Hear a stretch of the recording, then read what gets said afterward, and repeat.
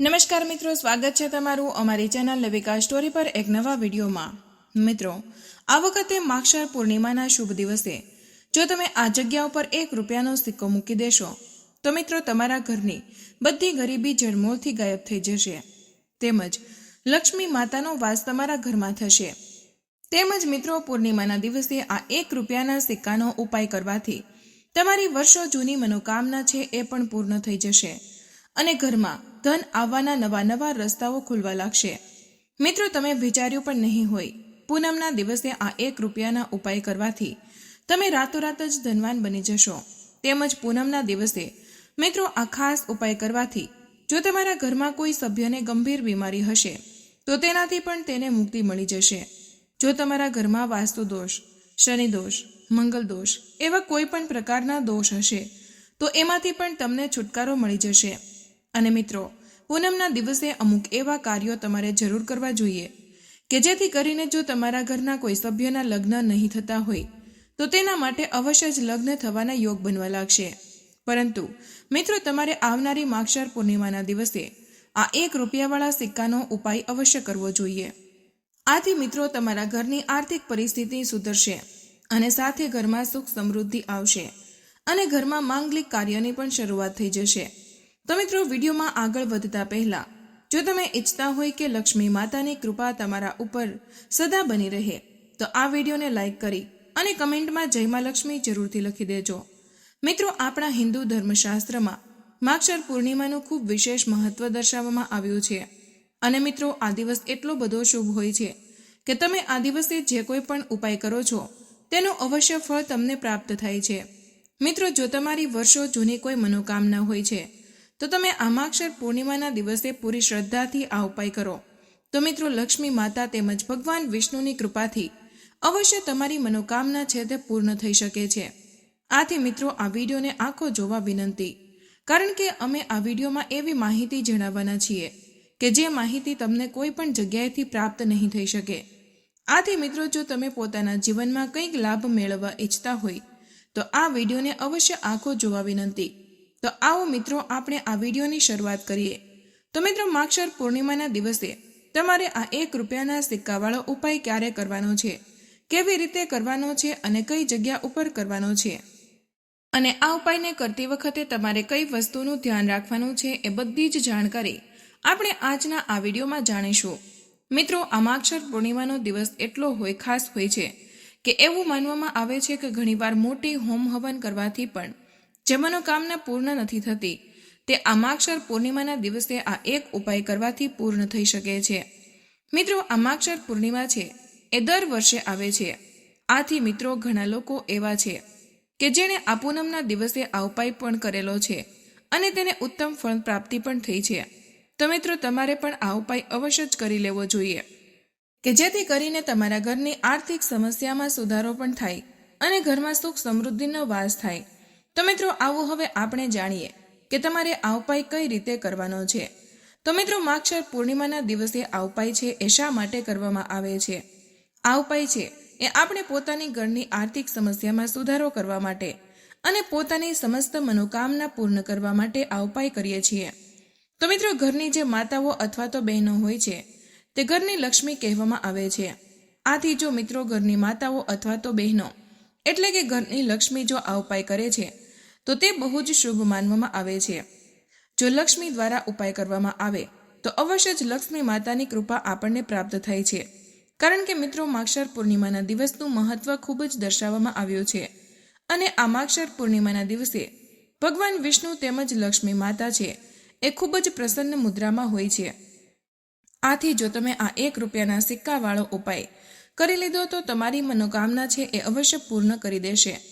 તો મિત્રો, માગશર પૂર્ણિમાના દિવસે આ ₹1ના સિક્કાવાળો ઉપાય છે એ તમે સવારે કરી શકો છો, પરંતુ જો મિત્રો તમે સવારે આ ઉપાય ન કરી શકો તો તમે સાંજના સમયે પ્રદોષકાળમાં પણ આ ઉપાય કરી શકો છો।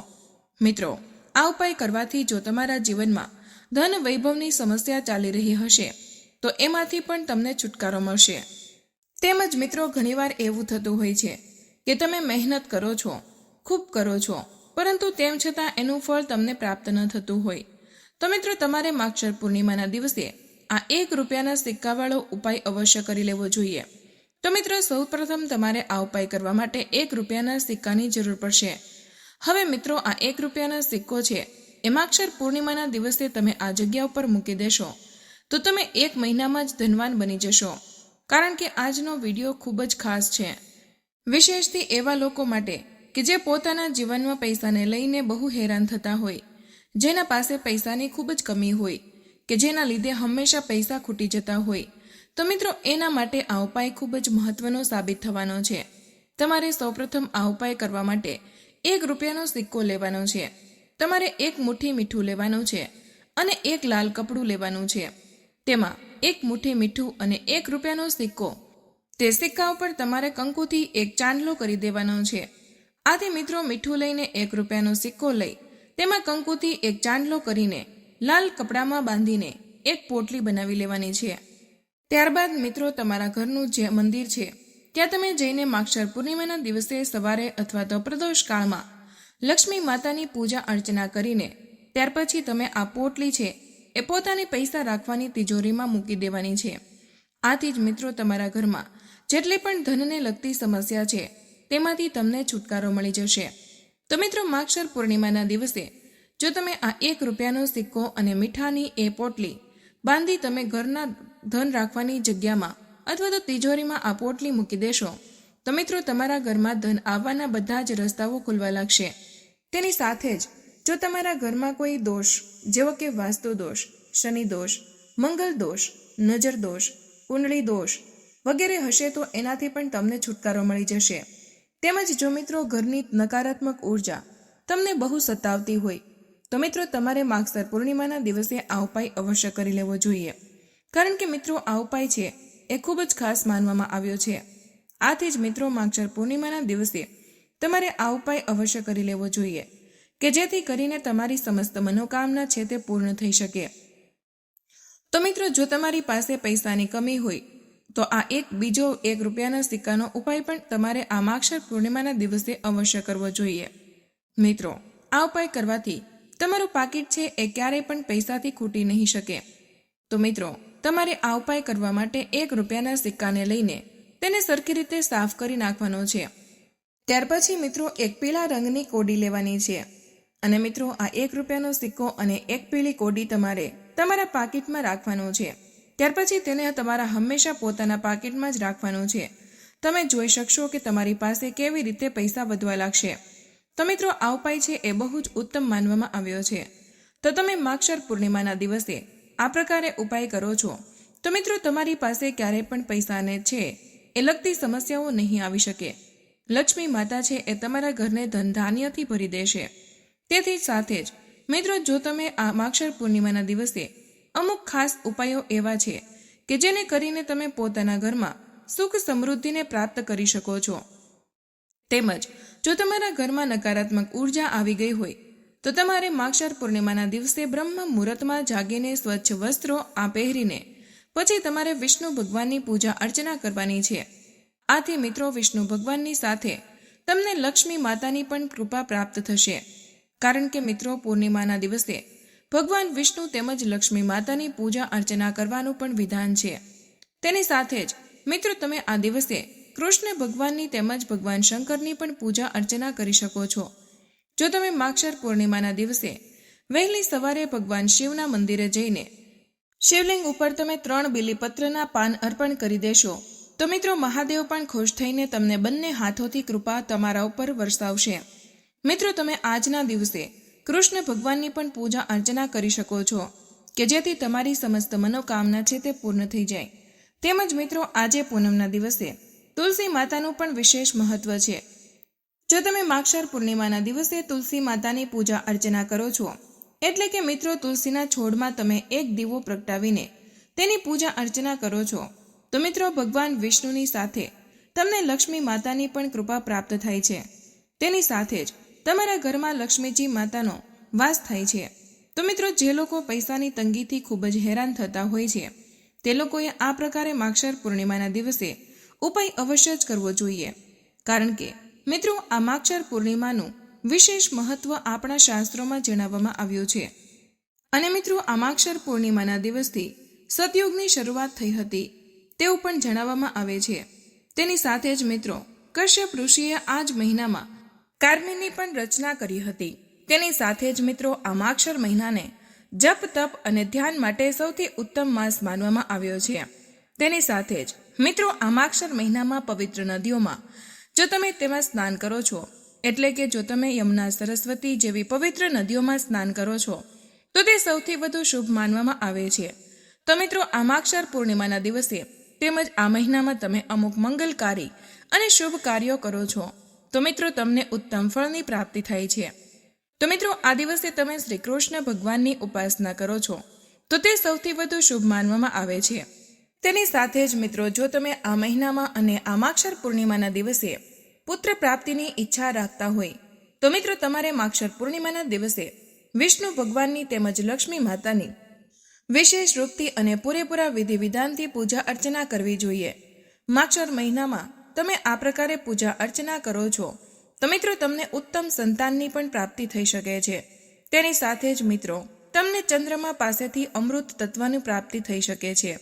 એટલે કે મિત્રો જો તમે ચંદ્રમાને વધુ મજબૂત કરવા માંગતા હોય તો મિત્રો માગશર મહિનાનો એના માટે ખૂબ જ ખાસ માનવામાં આવે છે. તેની સાથે જ મિત્રો આ માગશર પૂર્ણિમાના દિવસે જો તમે ભજન કીર્તન કરો છો તો આનું અમૂલ્ય ફળ તમને પ્રાપ્ત થાય છે. તેની સાથે જ મિત્રો તમે માગશર મહિનામાં અથવા તો પૂનમની આજુબાજુના દિવસોમાં તમે તેલથી માલિશ કરાવો છો તો પણ તમને કોઈ બીમારી થઈ શકતી નથી.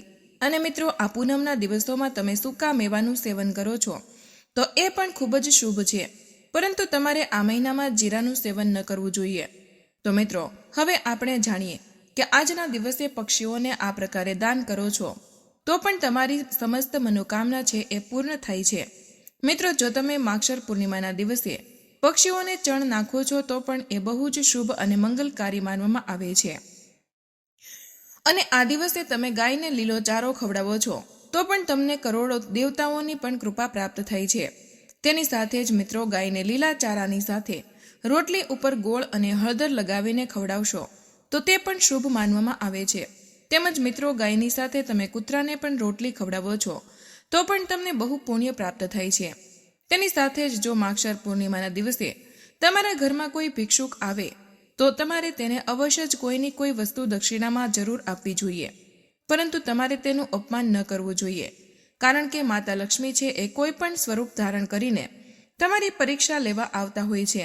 આથી જો તમે આવા શુભ દિવસોમાં તે ભિક્ષુકનું અપમાન કરો છો તો મિત્રો તમને ક્યારેય પણ સુખ સમૃદ્ધિની પ્રાપ્તિ થઈ શકતી નથી. તો તમે ભિક્ષુકનું અપમાન કરો છો તો તમને લક્ષ્મી માતાનું અપમાન કરો છો તેવું માનવામાં આવે છે. આથી જ મિત્રો તમારી જે પણ યથાશક્તિ હોય એ પ્રમાણે તમારે ભિક્ષુકને ભોજન અથવા તો વસ્ત્રો અથવા તો કોઈ પણ વસ્તુનું દાન તમારે અવશ્ય જ કરવું જોઈએ. તેમજ મિત્રો તમે માગશર મહિનાની પૂર્ણિમાના દિવસે સવારે વહેલા ઉઠો, બધા કામમાંથી નિવૃત્ત થઈને સ્નાન કરજો. જો શક્ય હોય તો આ દિવસે પવિત્ર નદીમાં સ્નાન કરજો.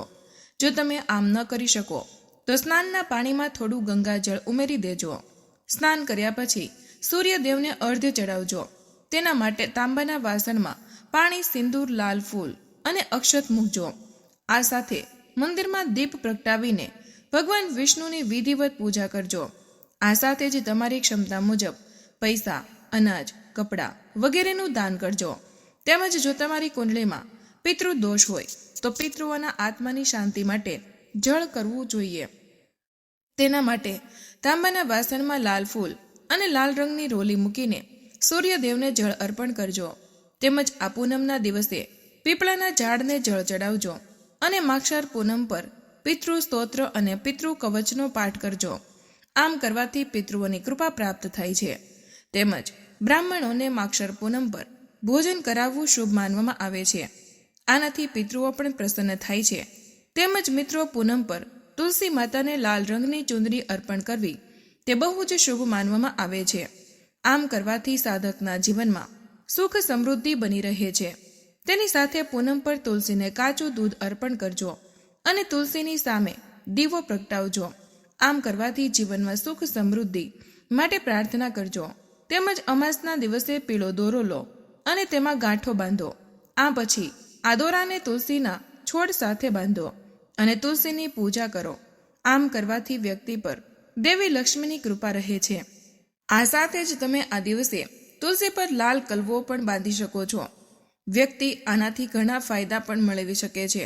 તેમજ મિત્રો, શિવપુરાણમાં ઉલ્લેખ છે કે આ પૂનમના દિવસે જલાભિષેક કરવાથી ભગવાન શિવ પ્રસન્ન થાય છે. આ માટે ભક્તો સોમવાર સહિત તમામ શુભ પ્રસંગોએ ભગવાન શિવનો જલાભિષેક કરે છે. ભગવાન શિવના આશીર્વાદ મેળવવા માટે સ્નાન અને ધ્યાન કર્યા પછી ભગવાન શિવને ગંગા જળથી અભિષેક કરજો. તમે ભગવાન શિવને કાળા તલ, બીલીપત્ર અને સફેદ ફૂલોથી મિશ્રિત ગંગા જળથી પણ અભિષેક કરી શકો છો. આ ઉપાય કરવાથી સૌભાગ્ય પ્રાપ્ત થાય છે. તો મિત્રો, આજનો વિડીયો અહીં પૂર્ણ કરીએ છીએ. આજની આ માહિતી તમને કેવી લાગી અને આ વિડીયો કયા શહેરમાંથી સાંભળી રહ્યા છો તે કમેન્ટમાં જરૂર જણાવજો. માહિતી પસંદ આવી હોય તો વિડીયોને લાઇક અને તમારા મિત્રો સાથે શેર કરજો. ચેનલ પર નવા હોય તો ચેનલને સબસ્ક્રાઇબ કરવાનું ભૂલશો નહીં. મળીએ એક નવા વિડીયોમાં.